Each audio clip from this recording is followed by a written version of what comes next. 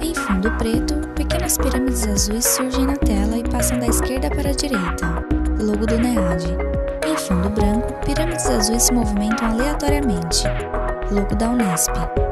Logo da UAB. Animação. Metrópole em tom cinza. Árvores vermelhas. Desenho de pessoas. Uma seta vermelha sobe circulando uma antena e se desfaz no topo. Televisão. Univesp TV. Setas em direção a um cérebro. 3 estudantes, Pedagogia Unesp. Em um fundo azul estrelado, está girando um círculo branco com letras pretas do alfabeto grego. No meio do círculo, passam números indicando datas. Corria o século 400 a.C. Imagem de uma escultura grega. O jovem ateniense Aristócles era forte, atlético e praticante de ginástica olímpica. Daí o seu apelido de Platão. Letras vermelhas. Platão, entre parênteses, 428-347 AC. Do grego largo, amplo, dizem que inventado por seu treinador Ariston de Argos. Imagem de uma lâmpada filho amarela. De tradicional família de políticos, descendente do poeta e legislador Solon e de Cadmus, o último rei de Atenas, Aristócles, o Platão, viveu a fase áurea da democracia ateniense. Recebeu esmerada educação com vistas à prática política. Porém, as alternâncias de facções no poder o fizeram prudentemente manter-se à distância de cargos públicos. Letras pretas. Teoria do governante filósofo. Enquanto formulava, entre outras coisas, a sua teoria do governante filósofo. Teoria que por 3 vezes ao longo da sua vida ele tentou, sem sucesso, persuadir os soberanos de Siracusa a colocar em prática, até ser preso e vendido como escravo em Egina. Em um mapa, imagem da escultura de Platão com roupa de presidiário. A escultura de Platão está dentro de um barco que vai de Siracura a Egina. Resgatado na última hora por amigos. Além de também se dedicar à pintura e à poesia, Platão escreveu textos corais e tragédias para teatro, hoje perdidos, só abandonando a dramaturgia aos 20 anos, quando se tornou o mais dedicado discípulo de Sócrates, na época com idade de 60 anos. 2 décadas mais tarde, Platão fundou a sua própria academia, nos arredores de Atenas. Imagem de um templo grego branco. Inspirada nas chamadas comunidades pitagóricas. Imagem de pessoas com vestes antigas. Considerada por muitos a primeira universidade, a Academia de Platão ensinava filosofia e matemática, inclusive para as mulheres, um avanço para a época. E abrigou como professor durante 20 anos o filósofo Aristóteles. Do talento literário para as artes cênicas, provavelmente originou-se o seu gosto pelo diálogo, formato que definiu o seu legado de mais de 35 escritos filosóficos. Letras laranjas, escritos em forma de diálogo. Na maioria deles, seu mestre Sócrates aparece como protagonista. Dentro de uma lâmpada cresce uma árvore. Na ponta de cada parte da árvore surgem imagens de pequenas lâmpadas. A escultura de Sócrates se aproxima da lâmpada, debatendo diferentes temas com diferentes interlocutores, cujos nomes dão título aos diálogos. Imagens de esculturas gregas. No diálogo Teeteto, por exemplo, o interlocutor de Sócrates é um jovem matemático de nome Teeteto, com quem o mestre discute a definição de ciência, a distinção entre opinião e conhecimento e o papel da percepção sensível na aquisição do saber. Os diálogos de Platão são divididos em 3 fases. A primeira representa a filosofia de Sócrates, mais dedicados à virtude e à ciência. Na segunda e terceira fase, ainda que Sócrates continue como protagonista, acredita-se que ali estão as próprias ideias de Platão. E finalmente, nos chamados Diálogos da Velhice de Platão, entre 361 e 347 a.C., percebe-se outra influência, a de Aristóteles.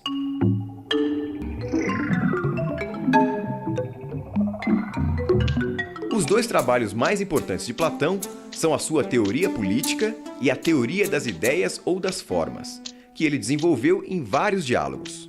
Na sua teoria política, Platão concebe uma polis, uma cidade ideal, de vida fraterna e justa. Nela existem apenas 3 categorias de cidadãos. Cada um desempenha uma única tarefa, aquela para a qual é melhor dotado por natureza. A educação, em grego paideia, seria o meio de selecionar as aptidões de cada um, conforme a tendência do cidadão. Se sua alma tivesse apetite e sua virtude fosse a temperança, seria trabalhador. Para a alma com coragem e valor, guardião. E para com razão e sabedoria, governante filósofo, estágio máximo que o cidadão só atingiria após muitos anos de estudo. Os casamentos seriam coletivos, sem casais fixos, apenas para reprodução. E as crianças, filhos da comunidade, criadas pelo Estado. As mulheres não sofreriam discriminação, nem haveria qualquer diferença entre os sexos, inclusive para o serviço militar. O interesse maior seria sempre o da comunidade. Imagens de árvores em montanhas. Em uma das árvores, lâmpadas surgem nas pontas dos galhos. Já a teoria das ideias, ou teoria das formas, de Platão, é apresentada através de uma alegoria ou mito no diálogo A República. O famoso mito da caverna é uma metáfora sobre a ilusão do mundo sensível. A escultura de Platão se aproxima da árvore segurando um galho e um cesto. A escultura tira as lâmpadas das árvores que caem dentro do cesto. Isto é, aquele apreendido pelos sentidos em contraposição ao mundo inteligível, o apreendido pelo intelecto. Em um fundo preto, facho de luz branca. Desenhos de homens. Preto com correntes vermelhas presas no pescoço, braços e pernas. Os homens olham suas sombras na parede. Imagina homens numa morada subterrânea, em forma de caverna, com uma entrada aberta à luz. Desde a infância, de pernas e pescoços acorrentados.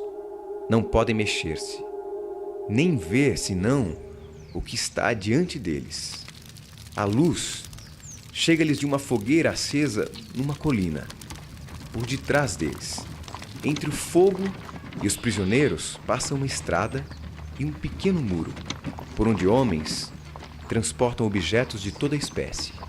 Se os da caverna pudessem se comunicar uns com os outros, não achas que tomariam por objetos reais as sombras que veriam daqueles homens e objetos? Tais homens não atribuirão realidade senão as sombras? Sócrates conta ainda que certo dia as correntes de um dos homens arrebentam. Um desses prisioneiros foge da caverna, quase cegando com o sol lá fora. Aos poucos, porém, ele se acostuma e acaba extasiado com a verdadeira forma das coisas, das quais antes só enxergava as sombras. No final, o fugitivo volta à caverna para contar sua descoberta aos outros, mas ninguém lhe dá crédito.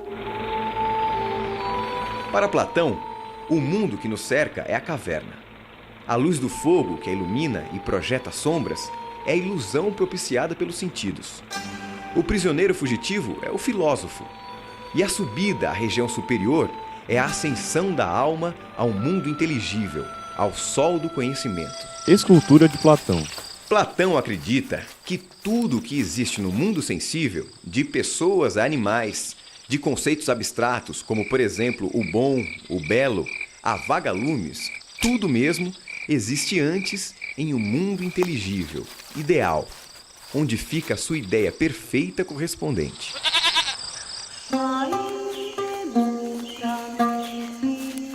Para ele, o mundo dos sentidos é uma imitação imperfeita, ou simulacro, mutável e efêmero do mundo das ideias. O mundo das ideias. Lá, onde a alma já andou antes de fazer parte do corpo. Esse sim é perfeito, imutável, eterno e universal. Imagens de assim, cavalos. A ideia de cavalo, por exemplo, é perfeita e nunca muda. Seja um baio, um crioulo, um puro sangue, um percheron, um andaluz, um manga larga ou um pangaré. Imagens de lápides. Platão morreu aos 81 anos na academia. E em sua lápide ficou registrado: aqui jaz o divino Aristóteles, que em prudência e justiça soube exceder a todos os mortais.